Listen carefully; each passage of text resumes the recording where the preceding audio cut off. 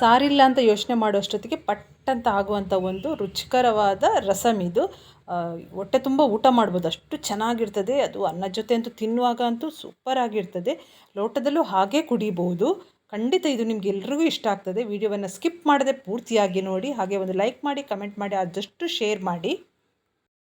2 ಬ್ಯಾಡಗಿ ಮೆಣಸಿನ್ಕಾಯಿ, 1 ಹಸಿಮೆಣಸಿನ್ಕಾಯಿ, ಹಾಗೆ ಅರ್ಧ ಟೊಮ್ಯಾಟೊ, 1 ಹಿಡಿ ಬೆಳ್ಳುಳ್ಳಿ ಸಿಪ್ಪೆ ಸಮೇತ ಹಾಕ್ತಾ ಇದ್ದೇನೆ, 1 ಸ್ಪೂನು ಕಾಳುಮೆಣಸು, 1 ಸ್ಪೂನು ಜೀರಿಗೆ, ರುಚಿಗೆ ತಕ್ಕಷ್ಟು ಹುಣಸೆಹಣ್ಣು, ಹಾಗೆ ಸ್ವಲ್ಪ ಕೊತ್ತಂಬರಿ ಸೊಪ್ಪು. ಇದನ್ನೀಗ ಗ್ರೈಂಡ್ ಮಾಡ್ಕೋಬೇಕು.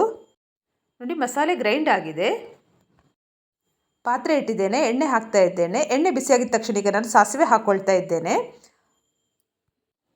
ಈಗ 2 ಗಿಡ್ಡೆ ಮೆಣಸಿನಕಾಯಿ, ಹಾಗೆ ಸ್ವಲ್ಪ ಅರಿಶಿನ ಹಾಕ್ಕೊಳ್ತಾ ಇದ್ದೇನೆ. ಇದನ್ನು ಸ್ವಲ್ಪ ಫ್ರೈ ಮಾಡುವ. ಈಗ ನಾನು ಸಣ್ಣ ಸಣ್ಣದಾಗಿ ಕಟ್ ಮಾಡಿ ಇಟ್ಕೊಂಡಿರುತ್ತಾ 1.5 ಟೊಮೆಟೊವನ್ನು ಇದಕ್ಕೆ ಹಾಕ್ತಾ ಇದ್ದೇನೆ. ಇದನ್ನು ಚೆನ್ನಾಗಿ ನಾವು ಫ್ರೈ ಮಾಡ್ಕೊಳ್ಬೇಕು. ಟೊಮೆಟೊ ಸ್ವಲ್ಪ ಸಾಫ್ಟ್ ಆಗಬೇಕು. ಈ ಥರ ಸಾರು ಮಾಡಿದರೆ ನಾವೀಗ ಹೆವಿ ನಾನ್ ವೆಜ್ ತಿಂದಾಗಲೂ ಈ ಥರ ಒಂದು ಸಾರು ಒಂದು ಗ್ಲಾಸಲ್ಲಿ ಕುಡಿದ್ರೂ ಕೂಡ ಅಷ್ಟು ಚೆನ್ನಾಗಿರ್ತದೆ. ಟೊಮೆಟೊ ಬೇಯಿಸುವಾಗ ಒಂದು ಸ್ವಲ್ಪ ಉಪ್ಪು ಹಾಕ್ಕೊಳ್ಳುವ. ಹಾಗೆ ಈಗ ಇದನ್ನು ಸ್ವಲ್ಪ ಸರಿಯಾಗಿ ನಾವು ಮಿಕ್ಸ್ ಮಾಡ್ಕೊಳ್ಬೇಕು. ಈಗ ಗ್ರೈಂಡ್ ಮಾಡಿ ಇಟ್ಕೊಂಡಿರುವಂಥ ಈ ಮಸಾಲೆಯನ್ನು ಹಾಕಬೇಕು. ಇದನ್ನೀಗ ಚೆನ್ನಾಗಿ ನಾವು ಫ್ರೈ ಮಾಡ್ಕೊಳ್ಬೇಕು. ಯಾಕಂದರೆ ಇದರ ಹಸಿ ಸ್ಮೆಲ್ಲೆಲ್ಲ ಹೋಗಬೇಕು. ಆಗ ತುಂಬ ಸಾರಿಗೆ ಒಂದು ರುಚಿಯನ್ನು ಕೊಡ್ತದೆ. ಮಿಕ್ಸಿ ಜಾರಿಗೆ ಸ್ವಲ್ಪ ನೀರನ್ನು ಹಾಕಿ ಇದಕ್ಕೆ ಹಾಕ್ತಾ ಇದ್ದೇನೆ. ರಸಮ್ ಅಂದರೆ ಯಾವಾಗಲೂ ಗಟ್ಟಿ ಗಟ್ಟಿ ಇರಬಾರ್ದು, ತೆಳ್ಳಗಿದ್ದರೆ ಅದಕ್ಕೆ ತುಂಬ ರುಚಿ ಇರೋದು. ಈಗ ನಾವು ಇದಕ್ಕೆ ಸ್ವಲ್ಪ ನೀರನ್ನು ಹಾಕ್ಕೊಳ್ಳುವ. ನೀರನ್ನು ಹಾಕಿ ಇದನ್ನು ಸ್ವಲ್ಪ ನಾವು ಹದ ಮಾಡಿಕೊಳ್ಬೇಕು. ಈಗ ರುಚಿಗೆ ತಕ್ಕಷ್ಟು ಉಪ್ಪನ್ನು ಹಾಕ್ಕೊಳ್ಬೇಕು. ಉಪ್ಪು ಹಾಕಿದ ಮೇಲೆ ಈ ಥರ ನಾವು ಮಿಕ್ಸ್ ಮಾಡಿ ಚೆನ್ನಾಗಿ ನಾವೀಗ ಇದನ್ನು ಬೇಯಲಿಕ್ಕೆ ಇಡಬೇಕು. ರಸಮ್ ಕುದಿಲಿಕ್ಕೆ ಇಟ್ಟಿದ್ದೇನೆ ಅಷ್ಟೇ, ಪರಿಮಳ ಮಾತ್ರ ಅದ್ಭುತ ಅಂತಲೇ ಹೇಳ್ಬೋದು. ನೋಡಿ, ಒಳ್ಳೆ ಕುದಿ ಬರ್ತಾ ಉಂಟು. ಈಗ ನಾನು 4 ಹೆಸಳು ಕರಿಬೇವು ಸೊಪ್ಪನ್ನು ಇದಕ್ಕೆ ಹಾಕ್ತಾ ಇದ್ದೇನೆ.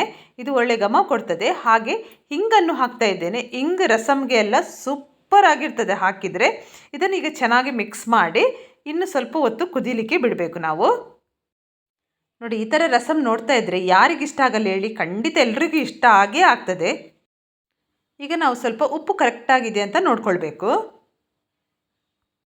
ಉಪ್ಪು ಕರೆಕ್ಟಾಗಿದೆ. ನಾನೀಗ ಕಟ್ ಮಾಡಿ ಇಟ್ಕೊಂಡಿರುವಂಥ ಕೊತ್ತಂಬರಿ ಸೊಪ್ಪನ್ನು ಇದಕ್ಕೆ ಹಾಕ್ತಾ ಇದ್ದೇನೆ. ಕೊತ್ತಂಬರಿ ಸೊಪ್ಪು ಹಾಕಿದ ಮೇಲೆ ಜಾಸ್ತಿ ಹೊತ್ತು ಕುದಿಬೇಕು ಅಂತ ಏನಿಲ್ಲ. ಆದರೆ ಕೊತ್ತಂಬರಿ ಸೊಪ್ಪು ಹಾಕಿದ ಮೇಲೆ ಅಂತೂ ರಸಮ್ದು ಒಂದು ಪರಿಮಳ ರುಚಿಯೇ ಚೇಂಜ್ ಆಗ್ತದೆ, ಅಷ್ಟು ಚೆನ್ನಾಗಿರ್ತದೆ. ಕುದ್ದದ್ದು ಸಾಕು, ರುಚಿಕರವಾದ ರಸಮ್ ರೆಡಿ ಆಗಿದೆ. ನನಗಂತೂ ಈ ರಸಮ್ ಅಂದರೆ ಅಷ್ಟು ಇಷ್ಟ. ನೀವು ಕೂಡ ಮನೇಲಿ ಟ್ರೈ ಮಾಡಿ ನನಗೆ ಕಮೆಂಟ್ ಮೂಲಕ ತಿಳಿಸಿ ರಸಮ್ ಹೇಗೆ ಆಗಿದೆ ಅಂತ. ಖಂಡಿತ ನಿಮಗೂ ಇಷ್ಟ ಆಗ್ತದೆ ಇದು.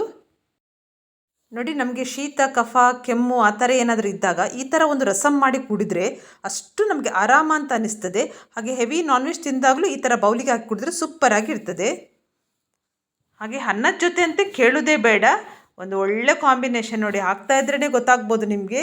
ನೋಡಿ, ಪಟ್ಟಂತ ಆಗುವಂಥ ರಸಮ್ ಅಂದರೆ ಈ ಥರ ರಸಮ್. ನೋಡಿ, ತುಂಬ ಈಸಿಯಾದ ಒಂದು ರೆಸಿಪಿ, ಅಷ್ಟೇ ಒಂದು ರುಚಿಕರವಾದ ರೆಸಿಪಿ ಅಂತಲೂ ಹೇಳ್ಬೋದು. ಖಂಡಿತ ಇವತ್ತಿನ ರೆಸಿಪಿ ನಿಮಗೆಲ್ರಿಗೂ ಇಷ್ಟ ಆಗಿದೆ ಅಂತ ನಾನು ಅಂದ್ಕೊಂಡಿದ್ದೇನೆ. ಇಷ್ಟ ಆದರೆ ಪ್ಲೀಸ್ ಲೈಕ್ ಮಾಡಿ, ಕಮೆಂಟ್ ಮಾಡಿ, ನಿಮ್ಮ ಫ್ಯಾಮಿಲಿ ಫ್ರೆಂಡ್ಸಿಗೆಲ್ಲ ಇದನ್ನು ಶೇರ್ ಮಾಡಿ. ಯಾರಾದರೂ ಹೊಸಬರಾಗಿದ್ದಲ್ಲಿ ಪ್ಲೀಸ್ ನನ್ನ ಯೂಟ್ಯೂಬ್ ಚಾನಲ್ನ ಸಬ್ಸ್ಕ್ರೈಬ್ ಮಾಡಿ, ನನಗೆ ಸಪೋರ್ಟ್ ಮಾಡಿ. ಎಲ್ಲರಿಗೂ ನನ್ನ ಧನ್ಯವಾದಗಳು.